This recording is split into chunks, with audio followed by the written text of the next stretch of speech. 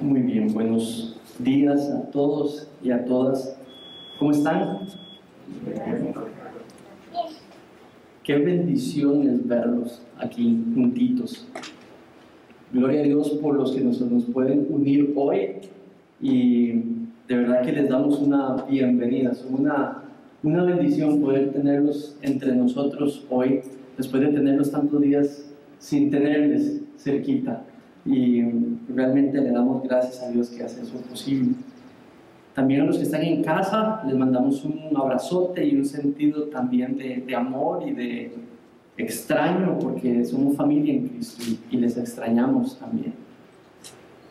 Voy a pedirles si pueden abrir sus Biblias en la segunda carta de Pedro y vamos a continuar nuestra serie, nuestro estudio de esa carta en los siguientes versículos que continúan, que es la sección del versículo 5 al versículo 11.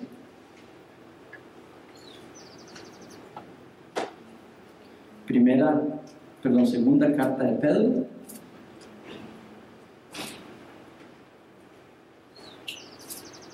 capítulo 1, versículos 5 al 11.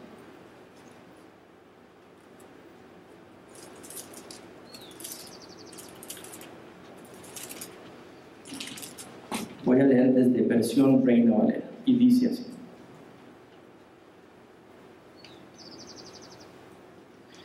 ustedes también, poniendo toda diligencia por esto mismo, añadid a vuestra fe virtud, y a la virtud conocimiento, al conocimiento dominio propio, al dominio propio paciencia, a la paciencia piedad, y a la piedad afecto fraternal, y al afecto fraternal amor.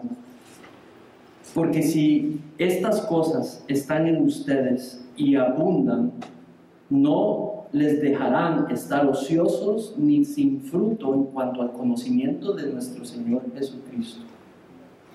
Pero el que no tiene estas cosas tiene la vista muy corta, es ciego, habiendo olvidado la purificación de sus antiguos pecados. Por lo cual, hermanos, tanto más procuren hacer firme su vocación y su elección, porque haciendo estas cosas no caerán jamás. Porque de esta manera les será otorgada amplia y generosa entrada en el reino eterno de nuestro Señor y Salvador Jesucristo. Oremos. Padre, en esta mañana y después de leer, escuchar y cantar estos himnos y canciones, venimos a este texto, Señor, que tú inspiraste a Pedro a escribir, y te pedimos tu guía, Señor, para encontrar la intención con la cual dejaste allí esas verdades para ser leídas 2021 años después y ser aplicables hoy en nuestras vidas. Padre, que seas tú el que haga lo que quiera hacer con esas verdades en nuestros corazones y permítenos a todos reconocer lo que quieres hacer en nosotros por medio de esas verdades allí. Ayúdame, Señor, a ser claro para tu gloria. En el nombre de tu Hijo Jesús pedimos esto. Amén. Cuando yo estudié ingeniería civil, y después de estudiar ingeniería civil me dediqué a trabajar en la construcción por muchos años. Vengo de una familia de constructores y salí constructor también. Cuando trabajé por mucho tiempo con mi papá, trabajé mucho tiempo luego con otras personas y luego empecé a trabajar por mi propia cuenta. En ese tiempo, trabajando por mi propia cuenta, con mi propia empresa, durante bastantes años hacíamos trabajos relativamente pequeños, pero llegó un momento donde llegamos a construir la construcción más grande que habíamos enfrentado edificar, un edificio. Cuando terminamos la obra y entregamos la obra, me acuerdo regresar a casa donde Rebe y comunicarle un enorme temor que de pronto se reveló. El temor que esa edificación, prestando el servicio que presta con las personas que están adentro, si algo le pasaba algo a esa edificación, el responsable era nadie más. El responsable final era yo. Y entró, se sentó una verdad que tal vez debía haber pensado antes, pero hasta allí fue que me cayó el 4 de que todas las virtudes necesarias para llevar a cabo esa edificación, todos los ingenios involucrados en levantar esa mole y esa estructura, recaía la responsabilidad última en mí. Entonces le confesé ese temor a Rebe y salí a buscar consejo, ánimo. Y dentro de todos los que recibí, hay 2 primarios que recibí. El primero vino de alguien muy mayor, alguien con mucha experiencia, y me dijo: solo vuelve a ver para atrás y nada más piensa en todas las virtudes, en todos los ingenios, en todas las capacidades que responsablemente, involucradamente estuvieron allí analizando, desde arquitectos, geólogos, geotecnistas, desde las personas que trabajan en el campo, desde el peón, desde el albañil, todos poniendo allí su mejor intelecto para levantar esa estructura. Pon confianza en la honestidad y en el trabajo arduo de todas esas virtudes como equipo levantando esa estructura. Y en verdad, cuando pensé en eso, dije: cierto, fue un tiempo, fueron 10 meses, 12 meses de involucrarse y fue bien hecho. Ahora, el segundo consejo vino de alguien que aproximó el problema desde otro punto. Y lo que hizo fue decirme: una vez que has puesto tu confianza en que todas esas virtudes fueron bien colocadas, está fuera de tu control lo que suceda. Ahora pon tu confianza en aquel que está detrás de todas esas virtudes y que tiene todo en control. ¿Tiene sentido? Porque las virtudes fallan, porque los seres humanos nos equivocamos. A pesar de que tengamos buenas intenciones y hagamos un buen esfuerzo, nuestras habilidades y virtudes fallan y fallamos. Y al final de cuentas, sí ponemos nuestra confianza en que hemos hecho las cosas bien, pero finalmente recae la confianza en el proveedor de esas virtudes y aquel que tiene control sobre todo lo que puede suceder. ¿Tiene sentido? Igualmente es con nuestro Señor Jesucristo, igualmente es con Dios, e igualmente funciona la vida. Si bien Él ha provisto capacidades, habilidades y virtudes, desde las humanas como las espirituales, recae nuestra confianza primariamente, no en esas virtudes, pero en aquel que las sostiene, en aquel que las provee, en aquel que es Dios, Señor y Pastor de nuestras vidas. ¿Tiene sentido? Entonces, ¿cuál es mi propósito en este ratito? Yo quisiera, por lo que hemos estado estudiando, de que podamos estudiar lo que es la gracia virtuosa de Dios. Hemos estudiado lo que es la gracia preciosa de Dios, lo que es la gracia transformadora de Dios, pero hoy es sobre hacer. Y por ende, la gracia de Dios también es virtuosa.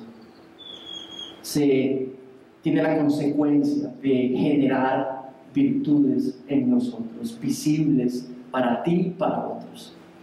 Entonces, no quiero realmente mencionar esto de hacer sin recordarle lo que hemos estudiado. Entonces, lo que yo quisiera en este ratito, sí, por supuesto, tiene que ver con entender las virtudes de la gracia de Dios. No todas, porque esta lista no son todas las virtudes, pero las que está mencionando Pedro, pero muy claramente, dejando muy claro que lo que mueve estas virtudes es la gracia de nuestro Señor Jesucristo viviendo y morando en nosotros, que se sale como consecuencia que practiquemos virtudes para su gracia. Entonces quiero llevarte por el texto. Entonces, mientras me sigues por el texto, quiero recordarte algo, el contexto de lo que hemos venido estudiando. Hemos estudiado versículo 1 al 5 hasta allí, y hemos ido lento porque realmente es importante. Lo primero que vimos es sobre la gracia preciosa, y lo que habla es la justicia de Dios. Dios envió a su Hijo a morir en la cruz por nuestros pecados. Y los que hemos creído en esa obra, dice que hemos sido hechos sus hijos y sus hijas. Y Él ha venido a morar a nuestros corazones por medio de su Espíritu. ¿Cómo? Por medio de la fe solamente, que la gracia de Dios, inmerecido favor, se desplegó para el perdón de nuestros pecados. Y los beneficios de eso lo hemos recibido por medio de la justicia de Dios. Versículo 1. Y a eso le hemos llamado, Pedro le llama, preciosa es nuestra fe, preciosa es la gracia de Dios. Y por eso estudiamos la preciosa gracia de Dios. Ahora, en los siguientes versículos 3 al 4 menciona el propósito de esa gracia. Dice que hacernos partícipes de la naturaleza de Dios. Eso, en otras palabras, transformarnos conforme a su imagen. Fuimos creados a su imagen, pero el pecado lo distorsionó todo. Cuando viene la conversión y la salvación, quita el dominio del pecado sobre esa imagen y empezamos a poder reflejar esa imagen de una manera libre. Somos libres de empezar a reflejar la imagen de Dios en nosotros. Y por medio del estudio de la palabra de Dios, el conocimiento de Dios, vamos dejando que el Señor nos vaya transformando conforme a la imagen de su Hijo. Y estudiamos. ¿Cómo lo hacemos? Estudiamos la Biblia juntos y domingo tras domingo nos vamos alineando a la verdad que el texto nos da y vamos siendo conformados cada domingo tras domingo, viernes después de cada viernes. Cuando estás en tu casa leyendo y estudiando a solas individualmente la palabra de Dios, vas siendo alineado, alineada, conformada un poquito más a la imagen de nuestro Señor. Por último, gracia virtuosa, gracia preciosa, es una gracia transformadora. Gracia transformadora es una gracia virtuosa. Se puede ver, es cualitativa, tiene cualidades, tiene virtudes, se puede ver. ¿Por qué todo esto resumido como gracia viva? Porque no es una gracia muerta. El cristiano no puede llegar y decir simplemente yo soy como soy y punto, Dios me ama. No funciona así. Nunca ha funcionado así. Es todo lo contrario, es una gracia viva. El que tiene 50 años de ser creyente es una gracia viva, sigue trabajando, sigue habiendo cosas que Dios quiere transformar, porque es una gracia transformadora. El que tiene 15 años, el que tiene 1 año de conocer al Señor, de conocer el Evangelio, el que tiene 15, sigue, está en un proceso. Aquí no hay nadie diferente. Todos estamos en el mismo proceso de ser transformados a la imagen de nuestro Señor Jesucristo. Y ese proceso se termina el día que regrese, el día que lo tengamos enfrente. Y estudiamos el domingo anterior que veremos su gloria y seremos transformados a la plenitud de su imagen. Mientras tanto, somos transformados. Y lo que Dios quiere es mostrarse por medio de esas virtudes. Entonces, que no les queda ni una sola duda, por favor, que no salió de aquí que la vida cristiana es sobre hacer. La vida cristiana es sobre ser un creyente, un envase de la gracia de Dios.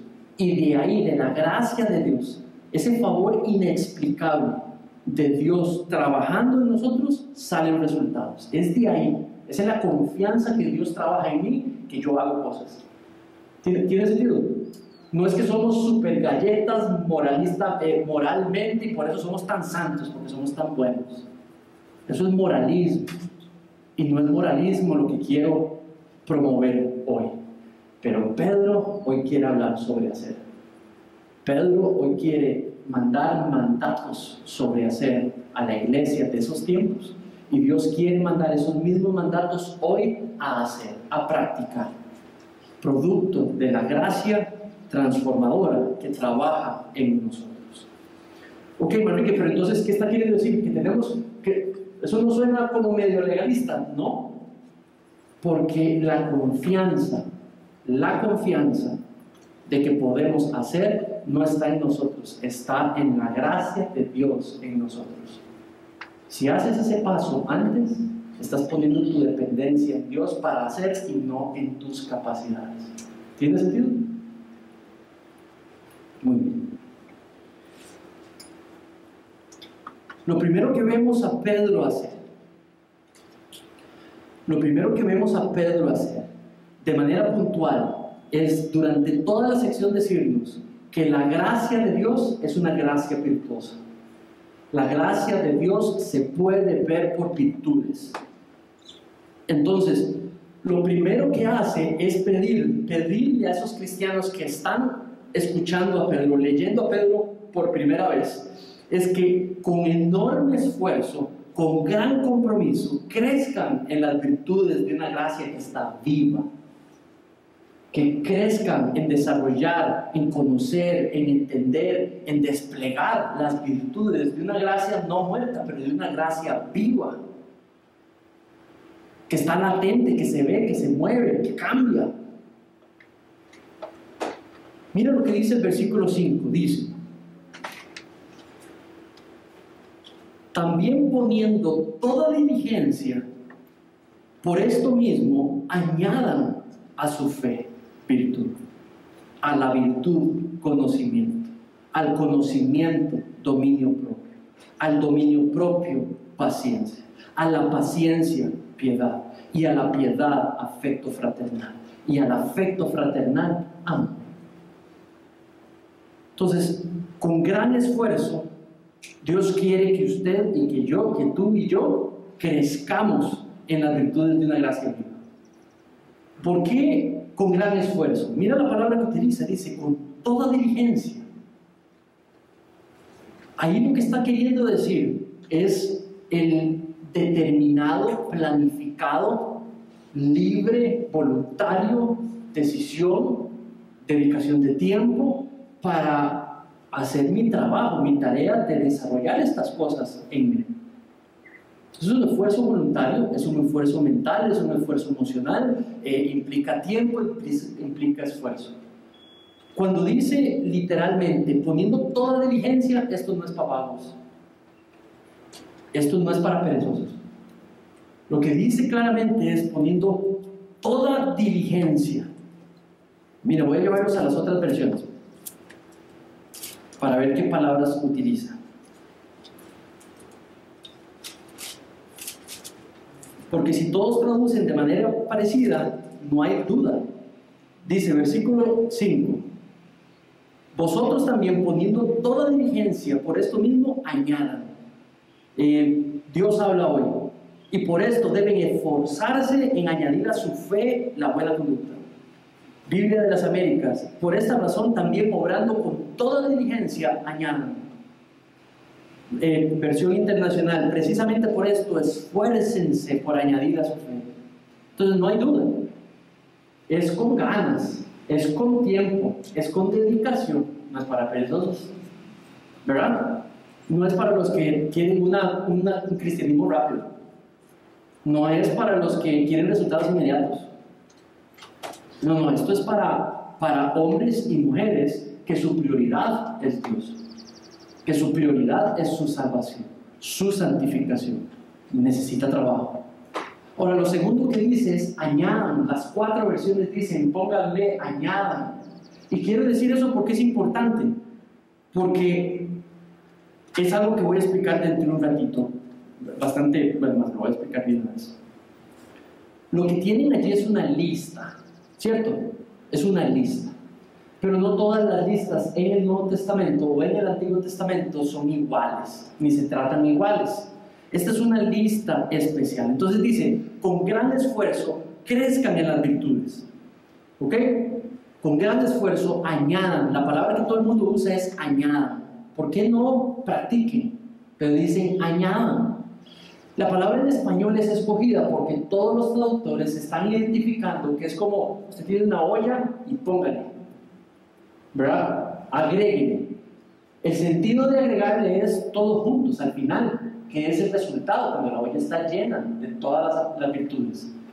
Entonces, la idea no es virtudes separadas. La idea no es estudiar virtudes una por una, y las voy haciendo una por una y que Dios me acompañe cuando llegue a poder amar. Añadan. Entonces, el sentido es todas juntas trabajando. Entonces, hay dos maneras más o menos de tomar esa lista. Lógicamente, progresivamente. Yo te desanimaría a hacer eso. Una lógica progresiva. ¿Qué quiere decir eso? Que las virtudes las voy desarrollando una por una. Paso número 1, paso número 2, paso número 3, con el gran sentido de llegarle al último. Ok, no te animo a hacer eso. Esto es una forma literaria, como una novela, como un cuento. Hay formas, géneros literarios que son pequeñitos, que no son tan grandes como una...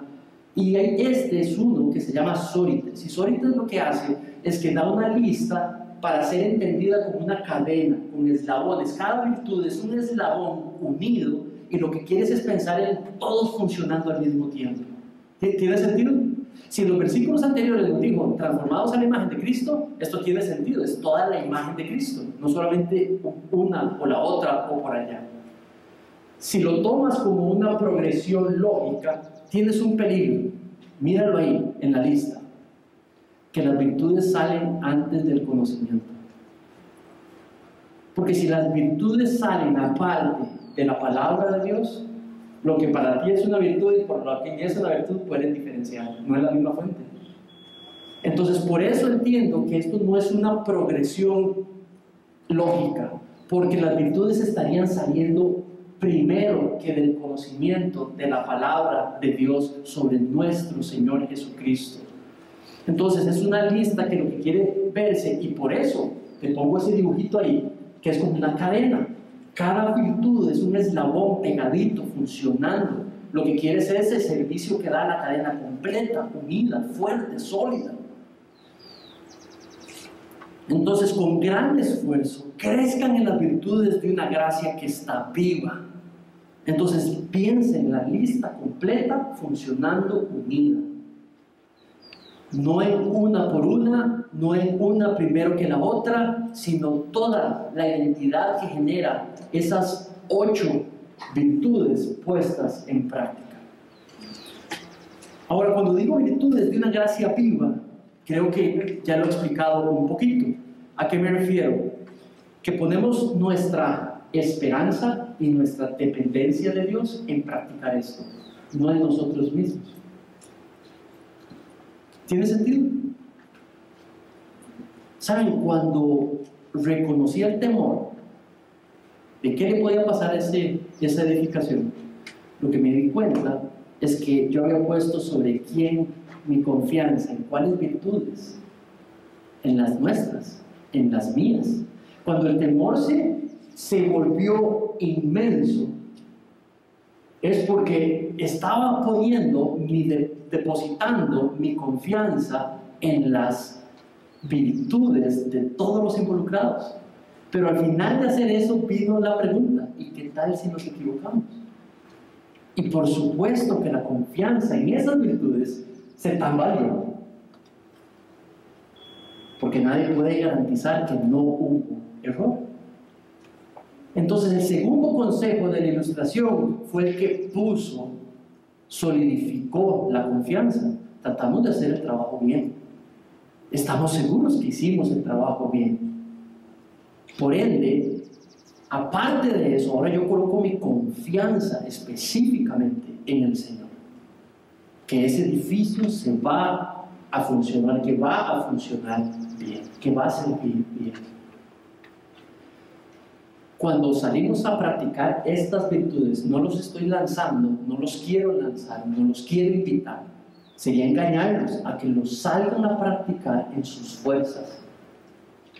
¿Saben? Vimos ahora mi himno preferido, Fuente de Vida Eterna. Cada vez que escucho ese himno es como me da ganas de llorar. Y hay una parte que dice, de tu gracia, dice, de tu gracia, Señor, mi alma sale a vivir la vida que tienes para mí. O sea, el himno muestra la gracia como la fuente, el paso número 1, de donde yo salgo, de donde está depositada mi confianza. Es precioso ver ese himno. Les recomiendo que si no lo habían escuchado, puedan ir a buscarlo, Fuente de Vida Eterna, y puedan ver las palabras que están descritas ahí, porque describe muy claramente lo que el texto está, el orden del texto. Gracia preciosa, gracia transformadora, y después gracia virtuosa, no al revés. En la Biblia, la gracia siempre va primero que un llamado a la obediencia. Dios no pidió adoración a Israel sin antes salvarlo de Egipto. Primero despliega en el Antiguo Testamento su gracia, su perdón, su redención, y luego pide demanda de obediencia. La gracia primero, la obediencia, resultado de haber recibido la gracia de Dios. ¿Tiene sentido? Esto es importantísimo. Los padres de familia aquí presentes, claro, a veces necesitamos un buen comportamiento de nuestros hijos, pero lo que queremos es el corazón. La obediencia que salga del corazón, no solo del comportamiento. No queremos hacer fariseos en la casa, queremos que entiendan la gracia de Dios. Queremos que comprendan el amor desplegado por ellos de Dios. Y de ahí, entonces, de esa apreciación de ese amor, el llamado a la obediencia. ¿Tiene sentido? El comportamiento de segundo, la gracia de primero, el corazón de primero. Entonces, con gran esfuerzo, crezcan en las virtudes de una gracia viva. Ahora, cuando habla de cada una de ellas, de esas virtudes, empieza con una lista preciosa. Empieza con fe. Cuando dice fe, se está refiriendo a la salvífica, la que uno hace objeto de la obra de Cristo, que murió por mí, por ti, y la hago mía. Creo, obedezco lo que dice el Evangelio, que si crees de todo corazón, vida eterna, hijo e hija de Dios, redención, restauración, regeneración, perdón, adopción, y deposito mi fe en esas verdades. Y dice que hay una salvación, hay una conversión. Entonces, ese es el inicio de la fe, de la vida cristiana. Y dice, a eso añadan. Entonces, si todo comienza con fe, salir a practicar virtudes tiene que empezar con fe. ¿Cómo es eso, Enrique? Que la dependencia y la confianza en practicar virtudes está en Dios, no en mí. Que mi temor está a Dios, no en mí. ¿Tiene sentido? Fe es el inicio de la obediencia. Y fe se declara con depender de Dios, de confiar en Dios. Y por eso es que yo obedezco. No porque papi me lo pide, no porque el pastor me lo pide, no porque es lo que hay que hacer. No, es mi fe en Dios que me lanza a obedecer. ¿Tiene sentido? Es que porque he creído, es que lanzo mi vida entera a obedecer, a desarrollar estas virtudes en las áreas de nuestras vidas. Eso es la diferencia entre legalismo y fe verdadera, entre moralismo y fe genuina. La que empieza, paso número 1, fe. Ahora, lo segundo dice virtud. Y esa palabra, les expliqué hace unos domingos, que significa excelencia. Y de hecho, en el versículo 3, la traduce la misma palabra como excelencia, mientras que aquí la tenemos traducida como virtud. Bueno, ese domingo les dije, esa palabra significa virtud. Hoy los voy a llevar al otro significado. Virtud quiere decir excelencia moral. ¿Por qué? Porque en los versículos primero hablaba de la excelencia moral de Cristo, de las virtudes de Cristo, que decía, ustedes van a ser, mientras tengan el conocimiento, crezcan en el conocimiento de las virtudes morales de Cristo, ustedes van a ser siendo transformados. Pongan su mente en cómo Cristo habló, pensó, sintió, se expresó, decidió, y van a ser transformados, alineados a esa misma estándar, esa misma imagen de Dios. Entonces, cuando dice virtud, se refiere a la excelencia moral. Pero, ojo, siempre en la Biblia está atribuida a la gracia de Dios. La excelencia moral es algo en la Biblia que desde el Génesis hasta el Apocalipsis se le atribuye esa capacidad de ser excelente moralmente a la presencia de la gracia de Dios trabajando en la persona específica que puede ser excelente moralmente. ¿Tiene sentido? No está en la capacidad de la persona. Ustedes agarran cada personaje bíblico desde el inicio hasta el final y cada uno de ellos se jala tortas. Cada uno de ellos se jala tortas. Hasta los más grandes personajes de la Biblia generan problemas en lo moral. Pero cuando lo hacen bien, la gracia de Dios era la fuente. La gracia de Dios en sus vidas trabajando era verdaderamente la fuente. Entonces, virtud tiene que ver con atribuirle lo que vamos a hacer a la gracia de Dios. Es lo que impulsa buscar la virtud.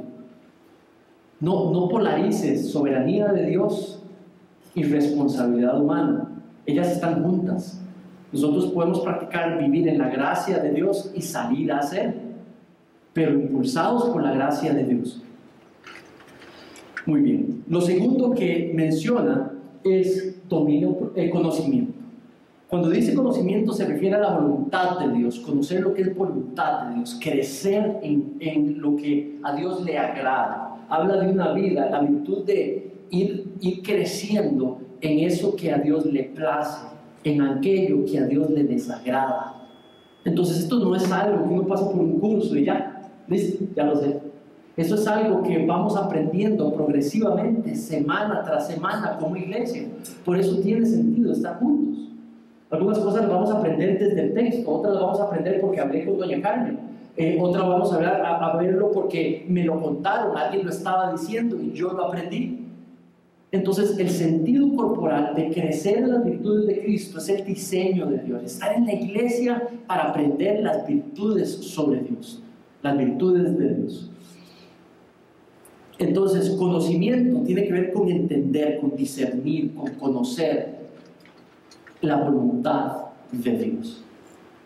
También se necesita tiempo, involucramiento, atención, venir, asistir, escuchar a otros, involucrarme en las vidas de otros para saber sobre sus vidas y ver el conocimiento trabajando en las vidas de los demás. Yo les puedo hoy enseñar sobre perdonar, pero no hay nada más poderoso, además de eso que es poderoso, también aprender cuando alguien cuenta sobre un testimonio cuando perdonó.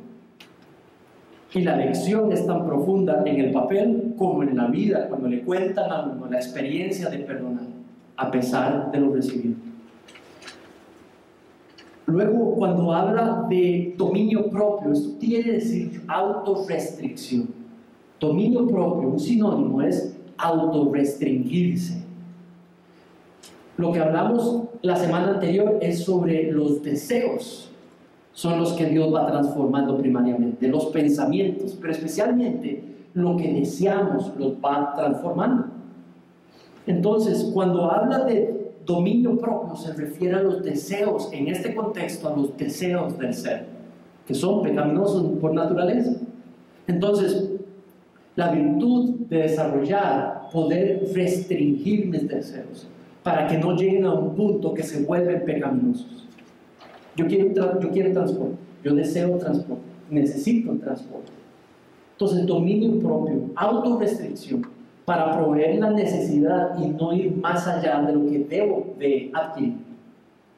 Esa es la diferencia entre comprar un bien que atiende mi necesidad y un bien que no solamente atiende la necesidad, pero mucho más allá, porque ya lo que hace es suplir el deseo. Es la diferencia entre discernimiento y no sabiduría. Entonces, el dominio propio tiene que estar a la par del conocimiento. Un conocimiento de Cristo sin dominio propio es pecado abierto. No se pone en práctica el conocimiento sobre Cristo. El dominio propio tiene que estar allí. La virtud de poder autorrestringir nuestros deseos tiene que estar a la par del conocimiento nuestro de nuestro Señor Jesucristo, de su voluntad. Fe, virtud, excelencia moral, conocimiento, dominio propio. Los maestros falsos que va a hablar en el próximo capítulo estaban justamente practicando lo contrario al dominio propio. Lo que estaban practicando era la sensualidad. Él los va a acusar de 4 cosas: sensualidad, entregarse a sus deseos, deseos físicos, sexuales, empezar a atraer a otros al mismo grupo y dividir y tratar de destruir la iglesia. Esas son las 4 acusaciones que vamos a estudiar. Entonces, puntualmente, sensualidad. Número 2, entregarse a los deseos. Número 3, enseñarlos a otros y hacerlos caer en la misma dirección. Número 4, empezar a dividir la iglesia. ¿Por qué menciono esto? Piensa en sensualidad. Si él está hablando aquí de dominio propio, es dominar los deseos. Entonces quiero hablar de manera rápida a las mujeres, todas las hermanas, damas de nuestra congregación. Sensualidad. ¿Qué es sensualidad? Literalmente es, vea lo que dice la palabra, sensual. Es una apelación a los sentidos. La sensualidad es una apelación a los sentidos. La feminidad, que es lo que Dios ha creado, que dice que refleja su imagen, no está determinada por la sensualidad. La feminidad pura, que viene de Dios formando su feminidad en ustedes, no viene de la sensualidad, viene del desarrollo de las virtudes de Cristo en su personalidad. Ahí es donde está la belleza de la feminidad de la mujer, en el desarrollo de las virtudes de Cristo en ustedes. La sensualidad, salir a apelar a los sentidos de los demás, no es algo que muestra la feminidad, diseño de Dios. Lo que muestra la feminidad, diseño de Dios, es lo que muestra la imagen de Dios, sus virtudes en nosotros. Entonces, lo que hace femenina a una mujer es fe. Lo que hace femenina a una mujer es virtud. Lo que hace femenina a una mujer es conocimiento de su Creador, de su Salvador, de su Pastor, de su Dios. Lo que hace femenina a una mujer es su paciencia y su dominio propio. Lo que hace femenina a una mujer es su afecto por los demás, su amor para con los demás. ¿Tiene sentido? Apelar a la sensualidad de otros no es feminidad. Es algo más, pero no es feminidad. No es diseño de Dios. Ahora déjenme hablar de los hombres. La masculinidad no es apelar a los sentidos de los demás, ya sea por deseo de los demás o ya sea por deseo de nosotros. La verdadera masculinidad está en el hecho de reflejar las virtudes que reflejan la imagen de Dios en nosotros. Entonces, no va a haber alguien más masculino, no porque sea guapo o sea feo, no porque tenga un gran contextura o no la tenga. Lo que va a hacer a un hombre masculino es porque tiene fe robusta sobre Dios, porque tiene virtudes que reflejan a su Señor, quien lo creó, porque tiene dominio propio cuando piensa, cuando habla, cuando decide, porque tiene paciencia con los demás, porque tiene amor fraternal, porque tiene amor de Dios. Y esto porque tiene piedad, porque vive una vida para la voluntad de Dios. Eso es lo que hace la masculinidad bíblica. Mostrar estas virtudes para la gloria de Dios. Y quiero dejar esa parte de apelar a los sentidos de otros como algo secundario y como algo que realmente puede utilizar el enemigo para ponernos a pecar. Con esto no estoy cancelando el deseo de una esposa verse linda frente a su esposo, o de un esposo quererse verse lindo frente a su esposa. Esto no quita el que queremos vestirnos bien, el que queremos cortarnos el pelo así. No cancela nada de eso. Pero nada más piensa, no fuiste restaurado ni restaurada para salir a complacer deseos tuyos o de los demás. Eso no es una prioridad. ¿Tiene sentido? Y esto no cancela que debes de cuidar debes de cuidar tu cuerpo, de que debes de cuidar tu salud, de que debes de cuidar el templo, que es del Espíritu Santo, que es nuestro cuerpo, ¿verdad? No cancela nada de eso. Pero debemos, en una cultura donde nos dicen todo lo contrario, donde todos los anuncios, los programas, las historias lindas que hay ahí en el cine y demás, apelan a la sensualidad y a que sea sensual. Y quiero decirte que eso no lleva al dominio propio, más bien lleva a algo que es contrario a eso. Cuídate. Dominio propio, paciencia. Cuando habla de paciencia se está refiriendo específicamente a esto de perseverar. Entonces, los falsos maestros se están entregando a los deseos, y lo que está diciendo es persevera en santidad. Persevera, la virtud de perseverar en hacer la voluntad de Dios, en hacer lo que agrada a Dios. Lo que estoy aprendiendo en el conocimiento, lo estoy practicando y me pongo fuerte y valiente a permanecer a pesar de la presión social. La presión social de los amigos, que hagamos algo que apela a los deseos. No, yo me quedo perseverando a seguir haciendo lo que agrada a Dios. Lo que es lo correcto, lo que es lo bueno. ¿Qué es lo que dice esta sociedad que nos enseñan en los barrios? De que si alguien me agrede, yo tengo que defenderme. ¿Saben? El amor perdona. El amor trata de solucionar. El amor sale a tratar de hacer el bien a pesar de que otros nos quieren hacer el mal. Última, piedad. Una vida de piedad es una vida de acorde a la voluntad de Dios. Eso es una vida piadosa. Es la virtud de buscar lo que agrada a Dios, lo que es bueno. Una vida de afecto fraternal. Las últimas dos son palabras que literalmente se traducen como amor, las dos.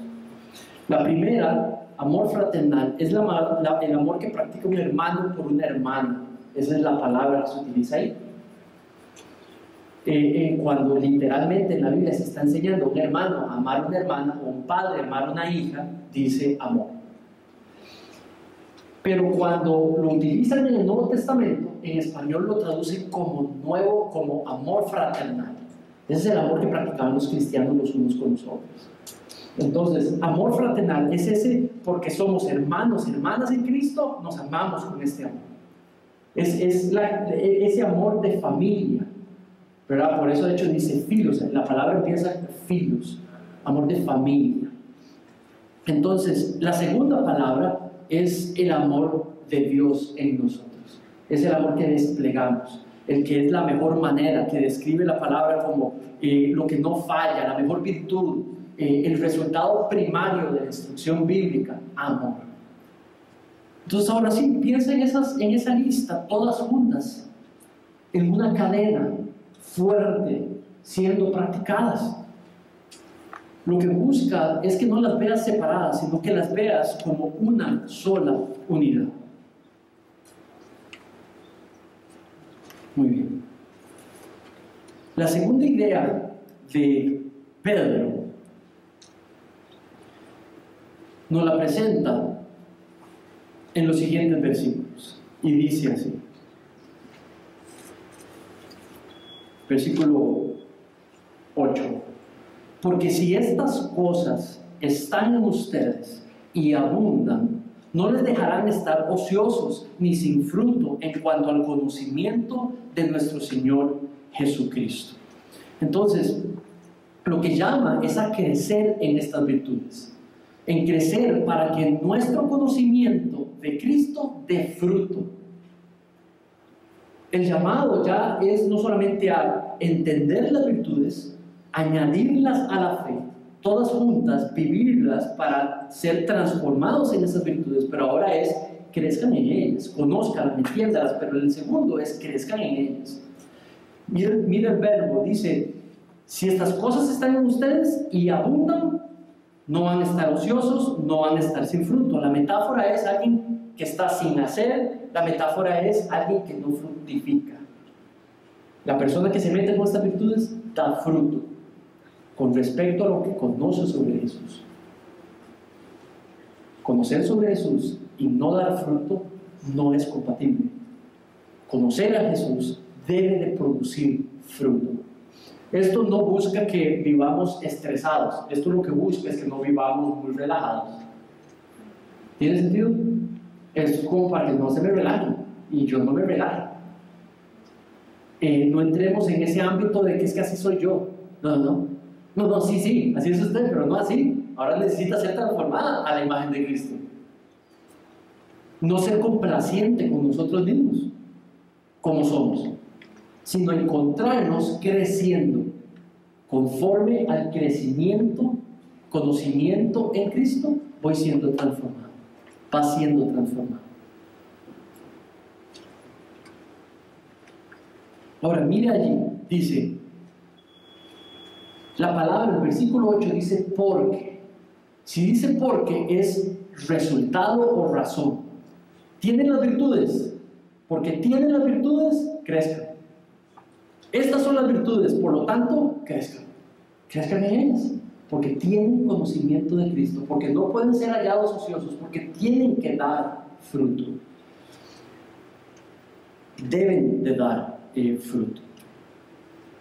Mis hermanos, si están, se deben de poder ver. Si están, se deben de poder ver. Si están, nos está invitando Dios a crecer en ellas, en esas virtudes, los unos con los otros, en las casas, en los trabajos, en las relaciones, en donde vayamos, crecer y desplegar estas virtudes.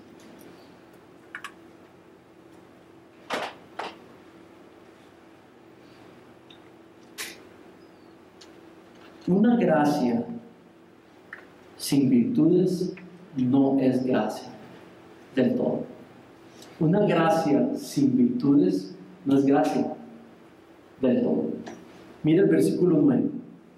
Pero el que no tiene estas cosas, tiene la vista muy corta, es ciego. Esto no está queriendo decir de que no sabe. No, sí sabe, pero si no las practica, está ciego. Ahora, si dice que está ciego, eso es una metáfora. Y la metáfora no es literal, sino que la metáfora es una comparación con algo.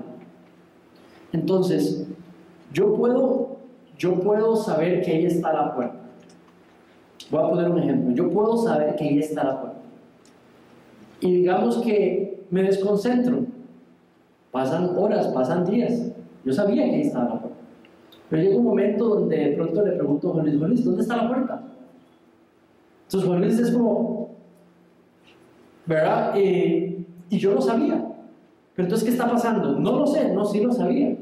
Pero de alguna manera se volvió no tan claro que debo de preguntarle a Juan Luis dónde está la puerta. Entonces, cuando está diciendo está ciego, ¿verdad?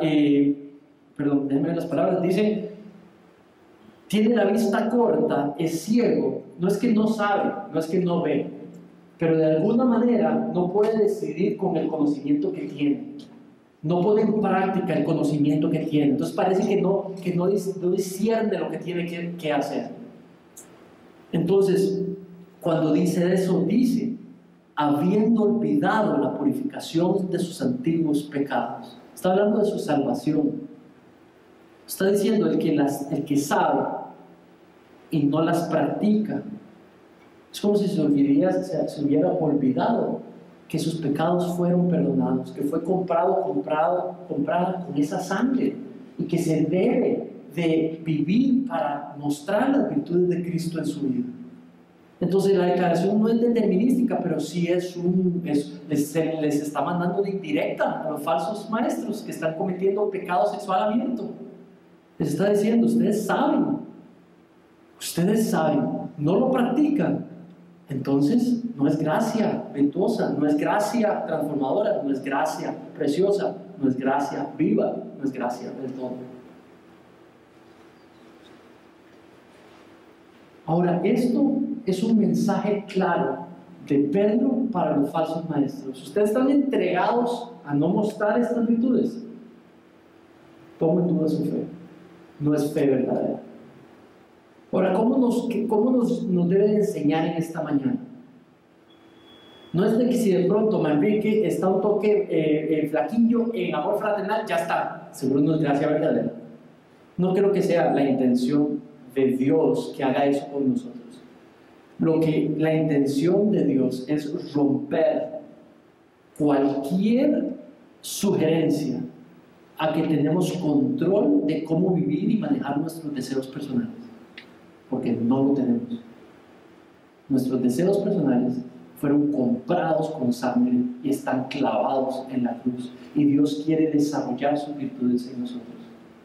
Quiere amor fraternal, quiere amor, quiere piedad, quiere paciencia, quiere dominio propio, quiere fe, quiere conocimiento. Y el cristiano no puede declararse, no, todavía no. No, yo no. Ustedes sí, pero yo no. Entonces no hay gracia. Y eso lo que busca es despertarnos a todos. Gracia es virtuosa. La gracia de Dios es virtuosa. Las virtudes deben de poder verse. No seremos perfectos en ponerlas en práctica, pero deben de poder verse. Entonces, ¿cómo yo me doy cuenta que es gracia verdadera? Número 1, estoy en batalla conmigo mismo. Le estoy poniendo. A mí me cuesta una de esas, pero le estoy poniendo. Estoy en batalla conmigo mismo. Número 2, las entiende. Número 3, las conoce. Sabe de lo que se está hablando. Número 4, se dispone a desarrollarlas. Número 5, la pulsea, lo intenta. Número 6, está en esa batalla de querer crecer en ellas. Reconoce que es imperfecto o imperfecta, pero ahí está, sabe que están bien y las trata de poner en práctica. ¿Tiene sentido? Eso es gracia. Y eso es gracia activa. No perfecta, gracia activa. Y eso es lo que queremos, gracia viva.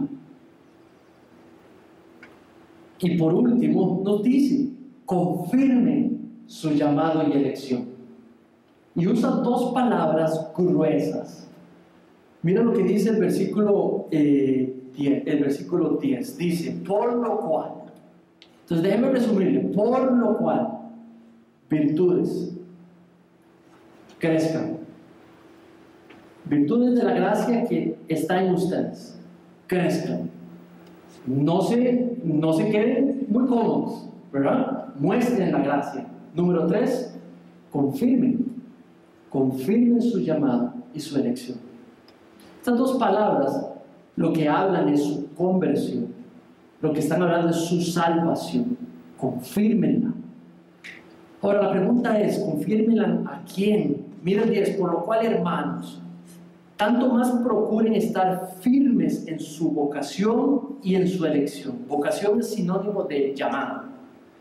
Alguien que tiene un llamado, una vocación a alguien que ha sido elegida por Dios, apartada por Dios. Dice, porque haciendo estas cosas, refiriéndose a las virtudes, no van a caer jamás. Entonces, la Biblia no enseña, la primera pregunta que hay que hacerse es, la Biblia no enseña que nunca más vamos a pecar. Eso no lo enseña. ¿Cierto? Si usted tiene duda en cuanto a eso y cree que sí vamos a ser perfectos, podemos hablarlo después, pero eso no lo enseña la Biblia, de que podemos ser perfectos y dejar ya del todo de pecar. Eso no va a suceder. Entonces no puede querer decir con ese versículo que no vamos a pecar jamás. que si practicas las virtudes no vas a caer jamás. No se refiere a eso. Entonces, ¿a qué se refiere? ¿Qué otras posibilidades tenemos? No caer jamás no puede querer decir que no vamos a pecar más. Entonces, ¿a qué se puede referir? Entonces, yo tengo una propuesta. Creo que si viene de versículo 9 diciendo del que está ciego, el que está corto de vista, el que tal vez se ha olvidado la purificación de sus antiguos pecados, está hablando de personas que se han alejado de Dios. Están hablando de personas que abandonaron a Dios, que rechazaron lo que habían conocido y que se fueron por otro camino. Y yo creo que lo posible es que a eso se está refiriendo. No se van a alejar de la fe, no la van a abandonar. Los que permanecen en estas virtudes, no por méritos propios, no poniendo su confianza en ellos mismos, pero con la mente puesta en Cristo, en la imagen de Cristo, en la gracia de Dios, nunca se van a alejar de la fe, nunca van a abandonar a Dios. Y por eso no caerán jamás. Una posibilidad. Pero de fijo no creo que quiera decir que no vamos a pecar más. Versículo 11. Porque de esta manera les será otorgada amplia y generosa entrada en el reino eterno de nuestro Señor y Salvador Jesucristo. Ahora, esa también. Eso es un momento más que está diciendo que entonces si practicamos las virtudes vamos a entrar al reino. No puede ser. No puede estar queriendo decir eso. Porque ya sabemos que la entrada al reino es como por medio de la fe, no hay obra. Nuestra fe no puede ser una obra. La fe es un regalo. Entonces ese versículo no puede estar queriendo decir si usted hace estas virtudes, wow, tienes entrada abierta al reino de los cielos y vas a ser recibido y recibida con gran bendición y honra. No por Cristo, no por su sacrificio, pero porque practicaste las virtudes. No puede estar diciendo eso. Entonces, ¿qué opción tenemos? Entonces, de nuevo leámoslo. Por lo cual, hermanos, tanto más procurar hacer firme su vocación y elección, porque haciendo estas cosas, no abandonarán al Señor jamás. Porque de esta manera, haciendo las virtudes, les va a ser otorgada amplia y generosa entrada en el reino eterno de nuestro Señor y Salvador Jesucristo. Entonces, ¿qué es lo que pasa? Está hablando de un tiempo futuro, ¿cierto? Está hablando de un tiempo futuro. Está entrando de un lugar, está hablando de un lugar, un tiempo futuro y un lugar futuro. Y dice entrada. Entonces, ¿cuál es ese lugar? ¿Qué pensarían ustedes? Les pregunto. No todos, no al mismo tiempo. El cielo. Entonces, un tiempo, un lugar, el cielo, ¿verdad? Y dice cuáles son las calidades, las características de esa entrada. Amplia y generosa. Estas son dos palabras que describen ¿qué? La entrada o la recepción. Porque la entrada no solamente se refiere al motivo de la entrada, pero a los que están en la entrada. Y creo que la posibilidad es que se refiere a la recepción, amplia y generosa. ¿De qué está hablando? Que los que viven una vida trabajando estas virtudes, desarrollándolas, van a tener una recepción, digamos, complaciente y amorosa. ¿Verdad? Serán recibidos con gran beneplácito. ¿Verdad? Habrá una recepción exitosa, en el sentido de que hemos sido hombres y mujeres fieles siervos al Señor, viviendo para su gloria, mostrando que no abandonamos la fe, pero la perseveramos, que no abandonamos a Dios, que nos mantuvimos perseverando en Él. Y dice que la recepción calurosa, amplia, dice generosa, robusta, ¿verdad? Abundante. Generosa tiene que ver con abundancia. Entonces no necesariamente está apuntando a la razón por la cual yo puedo entrar, pero a la manera en la que se es recibido al hombre y a la mujer virtuosa. ¿Tiene sentido?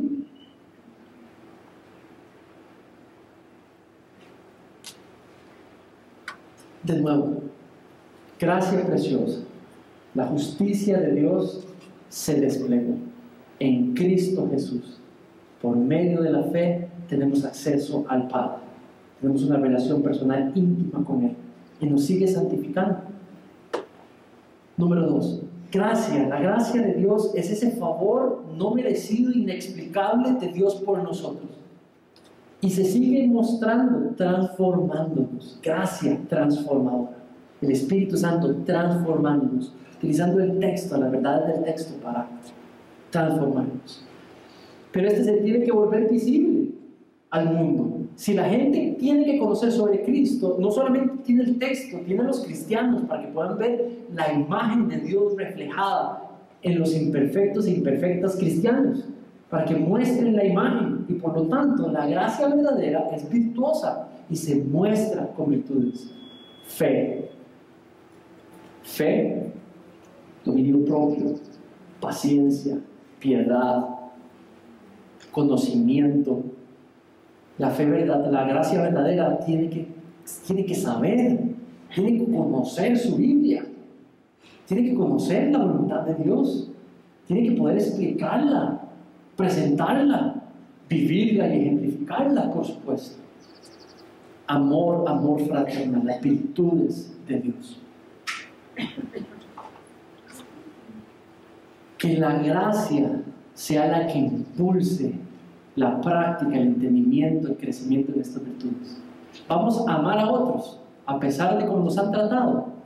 Hazlo porque fuiste amado sin merecerlo antes, y producto de eso impulsa perdonar y amar a otros aunque no se lo merezcan. ¿Tiene sentido? Yo primero vuelvo a ver verticalmente para luego decidir cómo reacciono horizontalmente. Entonces, la gracia de Dios para conmigo me mueve a relacionarme con los demás, a manejar mis relaciones con los demás. Me ha amado, me ha respaldado, me ha provisto, me ha bendecido, me ha disciplinado, me ha corregido.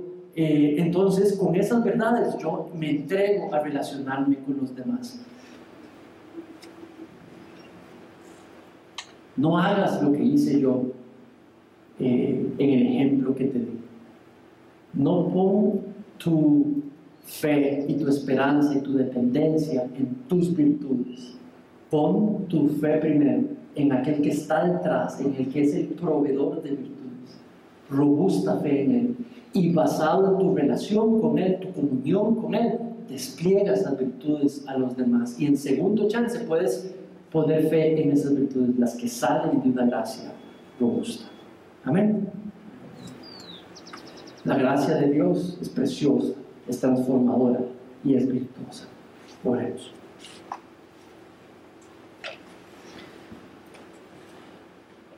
Padre, en esta mañana te damos gracias, porque tu palabra es clara.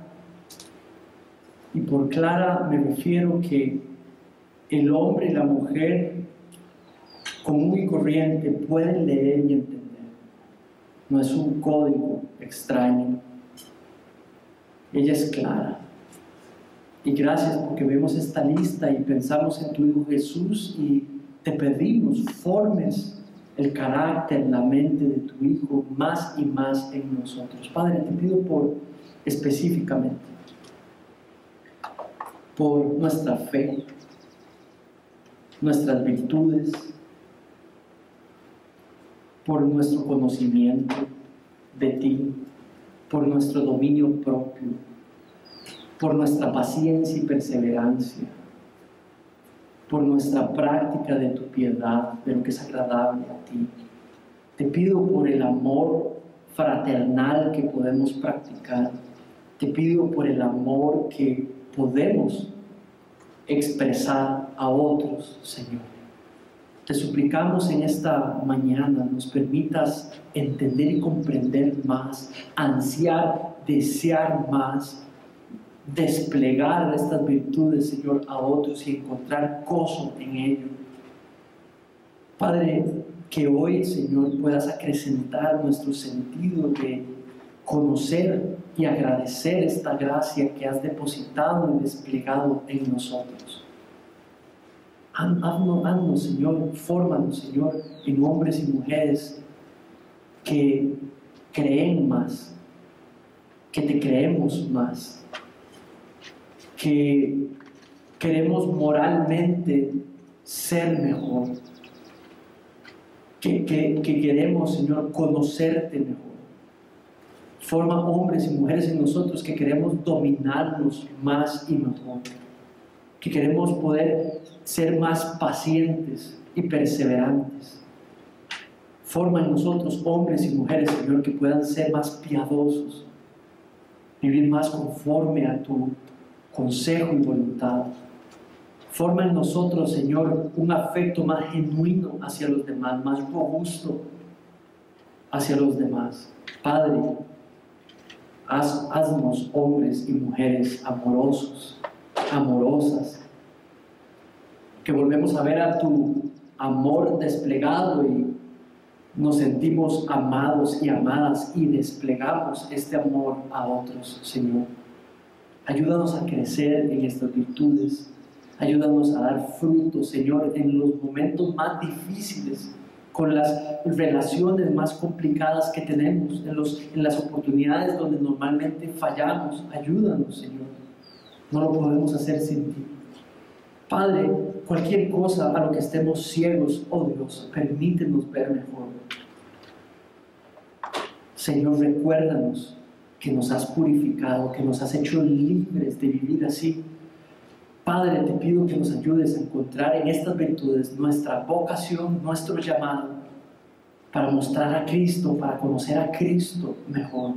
No permitas que ninguno aquí, Señor, abandone la fe, que más bien todos aquí crezcamos en la fe y perseveremos hasta el final de nuestros días, hasta cuando nos llames a casa, al cielo, Señor. Padre, en todos solidifica un entendimiento, Señor, que lo que nos espera si hemos de morir es tu preciosa presencia en el cielo, siendo recibidos por gracia de manera amplia y de manera generosa, ser parte del reino eterno de tu Hijo Jesucristo y poder vivir en adoración plena y en presencia plena de todo lo que es bueno allí, Señor, que ese es nuestro futuro seguro para los que somos creyentes en Cristo Jesús. Vuelve robusta esa seguridad, Señor. En el nombre de tu Hijo Jesucristo te pido esto. Amén. Vamos a ponernos de pie y vamos a cantar.